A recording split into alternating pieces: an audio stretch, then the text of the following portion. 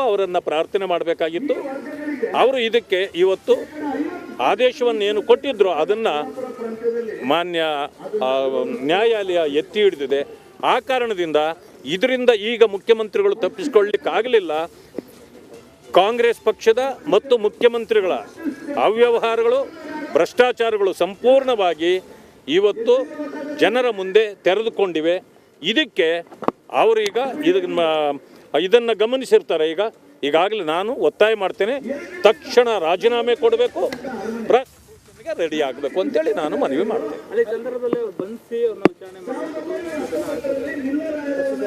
ಅಲ್ಲ, ಈಗ next procedure ಏನು ಮಾಡ್ತದೆ, ಕೋರ್ಟ್ನ ಅದರ ಆದೇಶದ ಕಾಪಿ ಹೊರಗಡೆ ಬಂದ ಮೇಲೆ ಅದರಲ್ಲಿ ಏನು ಇದೆ ಅನ್ನೋದು ಗೊತ್ತಾಗುತ್ತೆ.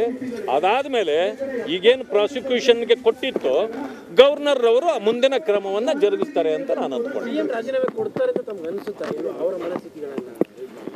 ಈಗ ಕೊಡಬಾರ್ದು ಅಂತಂತಂದರೆ ಅವ್ರು ಇನ್ನೊಬ್ಬ ಕೇಜ್ರಿವಾಲ್ ಆಗ್ತಾರೆ. ಕೊಟ್ಟರೆ ಮೌಲ್ಯಗಳನ್ನು ಎತ್ತಿ ಹಿಡಿದಂತಾಗತ್ತೆ. ಇಲ್ಲ, ಮೌಲ್ಯಗಳು ಎತ್ತಿ ಹಿಡಿಯೋದನ್ನ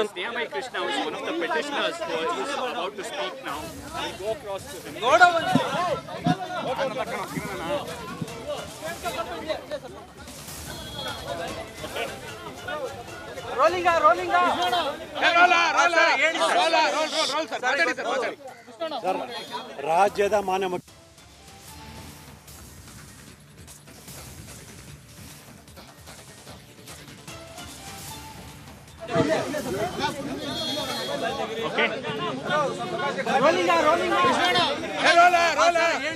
ಸ್ನೇಹಮಯಿ ಕೃಷ್ಣ ಈಗ ಮಾತಾಡ್ತಾರೆ. ಎಲ್ಲ ರೆಡಿ ಆಗ್ತಾ ಇದ್ದಾರೆ. ದೊಡ್ಡ ಹಿನ್ನಡೆ ಉಂಟಾಗಿದೆ ಮುಖ್ಯಮಂತ್ರಿ ಸಿದ್ದರಾಮಯ್ಯನವರಿಗೆ. ಮಾನ್ಯ ನ್ಯಾಯಾಲಯ ನಮ್ಮ ಮತ್ತು ಅವರ ವಾದನ ಆಲಿಸಿ ಇವತ್ತು ತೀರ್ಪನ್ನು ಕಾಯ್ದಿರಿಸಿದ್ರು. ಇವತ್ತು ಸಿದ್ದರಾಮಯ್ಯವರು ಸಲ್ಲಿಸಿರ್ತಕ್ಕಂಥ ಅರ್ಜಿಯನ್ನು ವಜಾ ಮಾಡಿ ಆದೇಶ ಮಾಡಿದ್ದಾರೆ. ಅಂದರೆ ನಮಗೆ ಜಯ ಸಿಕ್ಕಿದೆ, ಅಂದರೆ ನಮಗೆ ಅನ್ನೋಕ್ಕಿಂತ ಸತ್ಯಕ್ಕೆ ಜಯ ಸಿಕ್ಕಿದೆ. ಅವರು ಏನು ನಾವು ಆರೋಪ ಮಾಡಿದ್ವಿ ಅದು ಮೇಲ್ನೋಟಕ್ಕೆ ಕಂಡು ಬಂದಿರೋದ್ರಿಂದ ಮತ್ತು ಮಾನ್ಯ ರಾಜ್ಯಪಾಲರು ನೀಡಿರ್ತಕ್ಕಂಥ ಅನುಮತಿ ಕಾನೂನುಬದ್ಧವಾಗಿದೆ ಅನ್ನೋದು ಮಾನ್ಯ ನ್ಯಾಯಾಲಯಕ್ಕೆ ಗಮನಕ್ಕೆ ಬಂದಿದ್ದರಿಂದ ಸಿದ್ದರಾಮಯ್ಯ ಸಲ್ಲಿಸಿರ್ತಕ್ಕಂಥ ಅರ್ಜಿಯನ್ನು ವಜಾ ಮಾಡಿದೆ. ಹೀಗಾಗಿ ನಮ್ಮ ಹೋರಾಟಕ್ಕೆ ಒಂದು ಬಲ ಸಿಕ್ಕಂತಾಗಿದೆ. ಸೊ ನಾವು ಕಾನೂನು ಹೋರಾಟನ ಇನ್ನು ಮುಂದುವರಿಸ್ತೀವಿ. ಸೊ ಏನು ನಾವು ಆರೋಪ ಮಾಡಿದ್ವಿ ಅದಕ್ಕೆ ಪೂರಕವಾದ ಸಾಕ್ಷ್ಯಾಧಾರಗಳನ್ನು ಜನಪ್ರತಿನಿಧಿಗಳ ವಿಶೇಷ ನ್ಯಾಯಾಲಯಕ್ಕೆ ಸಲ್ಲಿಸಿದ್ದೀವಿ. ಸೊ ನಾಳೆ ಆ ವಿಚಾರಣೆ ಕೂಡ ಇದೆ. ಸೊ ನಾಳೆ ಆಗ ನ್ಯಾಯಾಲಯ ಕೂಡ ನಮ್ಮ ಪರವಾಗಿ ಅಂದರೆ ತನಿಖೆಗೆ ಆದೇಶ ಮಾಡ್ಬೋದು ಅನ್ನೋ ಒಂದು ನಿರೀಕ್ಷೆಯಲ್ಲಿ ಇದ್ದೀವಿ. ಸರ್, ಏನು ಗ್ರೌಂಡ್ಸ್ ಮೇಲೆ ನಿಮ್ಮ ಲಾಯರ್ ಆರ್ಗ್ಯೂ ಮಾಡಿದ್ರು ಸರ್, ವಾದ ಮಾಡಿದ್ರು ಹೈಕೋರ್ಟ್, ಏನೇನು ಗ್ರೌಂಡ್ಸ್? ಸರ್, ಸಿದ್ದರಾಮಯ್ಯನವರು ತಮ್ಮ 3 ಅಧಿಕಾರದ ಅವಧಿಯಲ್ಲಿ ಅಂದರೆ ಮೊದಲನೇ ಬಾರಿಗೆ 98ರಲ್ಲಿ ಉಪಮುಖ್ಯಮಂತ್ರಿ ಆಗಿದ್ದರು. ಆ ಸಂದರ್ಭದಲ್ಲಿ ಭೂ ಸ್ವಾಧೀನ ಕೈ ಬಿಡುವಂಥ ಪ್ರಕ್ರಿಯೆ ನಡೀತು. ಅದ್ರ ಬಗ್ಗೆ ವಿವರಣೆ ಕೊಟ್ಟಿದ್ದರು. ಅದಕ್ಕೆ ಪೂರಕವಾದ ದಾಖಲಾತಿಗಳನ್ನು ಕೂಡ ಕೊಟ್ಟಿದ್ವಿ.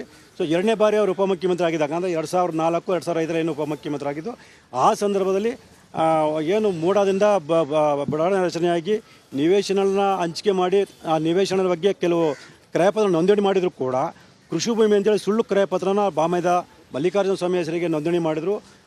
ಅದ್ರ ಬಗ್ಗೆ ಮಾಡಿದ್ವಿ. ಮತ್ತು 2005ನೇ ಇಸ್ವಿಲಿ ಮೂಡ ಆಸ್ತಿನ ಕೃಷಿ ಭೂಮಿ ಅಂತೇಳಿ ಅನ್ಯಕ್ರಾಂತ ಆದೇಶ ಮಾಡಿರೋಂಥದ್ದು ಕೂಡ ಗಮನಕ್ಕೆ ತಂದಿದ್ದೀವಿ. ಅದಾದ ನಂತರ 3ನೇ ಹಂತದಲ್ಲಿ ಅಂದರೆ 2013ನೇ ಇಸ್ವಿಲಿ ಸಿದ್ದರಾಮಯ್ಯವರು ಮುಖ್ಯಮಂತ್ರಿ ಆಗಿದ್ದ ಸಂದರ್ಭದಲ್ಲಿ 2014ನೇ ಇಸ್ವಿಲಿ ಅವ್ರ ಹೆಂಡತಿ ಶ್ರೀಮತಿ ಪಾರ್ವತಿ ದಾಖಲೆಗಳಿಗಿಂತ ಯಾವುದೂ ದೊಡ್ಡದಲ್ಲ. ಹಾಗಾಗಿ ದಾಖಲೆಗಳು ಎಲ್ಲವೂ ಅವತ್ತಿಂದನೂ ಹೇಳ್ತಾ ಇದ್ವಿ, ಇದಕ್ಕೆ ತೀರ್ಪು ನಮ್ಮ ಪರವಾಗಿ ಬರುತ್ತೆ, ಯಾಕಂದರೆ ದಾಖಲೆಗಳು ಮಾತಾಡ್ತಿದೆ ಅಂತ. ಹಾಗಾಗಿ ಈ ಸಲನೂ ದಾಖಲೆಗಳ ಆಧಾರದ ಮೇಲೆ ಹೈಕೋರ್ಟ್ ತೀರ್ಪು ಕೊಟ್ಟಿದೆ. ಇದೊಂದು ಏನು ಇತಿಹಾಸ ಪುಟಗಳಲ್ಲಿ ಬರೆದಿಡಬೇಕಾದಂಥ ನ್ಯಾಯಾಧೀಶರ ಹೇಳಿಕೆ ಅಂತ ನಾನಾದರೂ ಅನ್ಕೋತೀನಿ.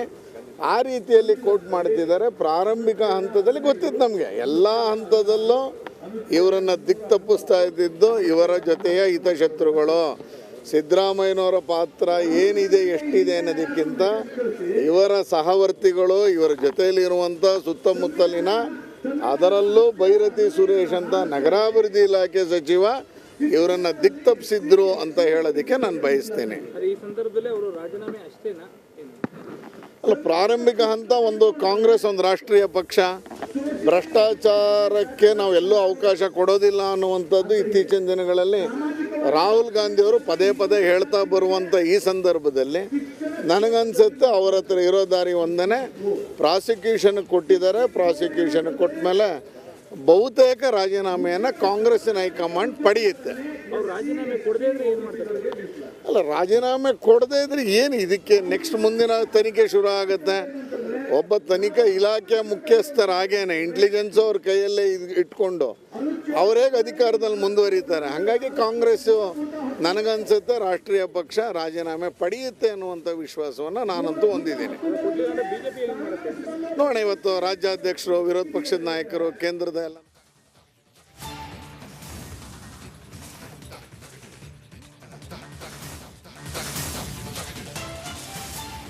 ಲೈವ್ ಬನ್ನಿ.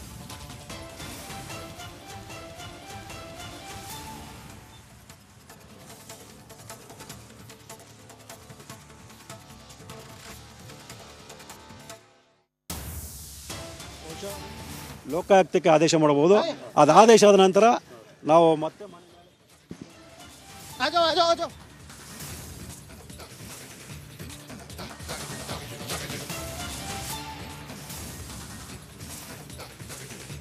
ಕಾರ್ಯಕ್ರಮ ಅರ್ಧಕ್ಕೆ ಮೊಟಕುಗೊಳಿಸಿ ಬಂದಿದ್ದಾರೆ ಸಿಎಂ. ಮುಖ್ಯಮಂತ್ರಿ ಹೈಕೋರ್ಟ್ ಆದೇಶ ಬೆನ್ನಲ್ಲೇ ಸಿಎಂ ಟೆನ್ಷನ್ ಮೇಲೆ ಟೆನ್ಷನ್. ವೀಕ್ಷಕರೇ, ಒಂದು ಹೇಳ್ತೀನಿ ನಿಮಗೆ, ಭಾಳ ಮುಖ್ಯವಾಗಿ ಇದೀಗ ರಾಜ್ಯಪಾಲರ ಆದೇಶವನ್ನು ಎತ್ತಿ ಹಿಡಿದಿದೆ. ಹೀಗಾಗಿ 2 ಪಾಯಿಂಟ್ ಉಂಟಾಗತ್ತೆ ಇಲ್ಲಿ. ಈಗ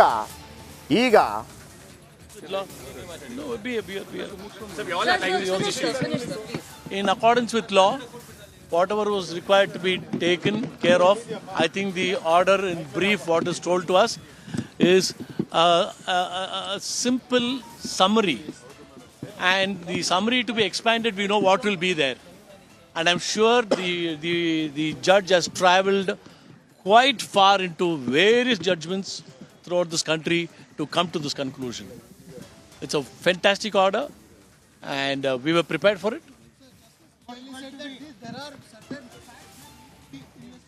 That is our argument also. Undisputable facts were there. So now I think I'll leave the field to my counsel to speak. See, the writ, I think we can move there, right? Yeah. Okay.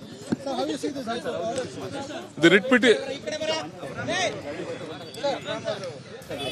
petition. Okay. The writ petition challenging the order of approval passed by His Excellency the Honorable Governor of Karnataka has been dismissed, and the summary of the judgment would be that the facts envisaged in the complaint would undoubtedly warrant investigation, firstly.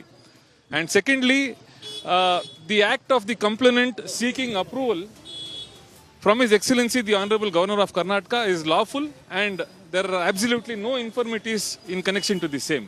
The kind of facts and figures which Please. Yes.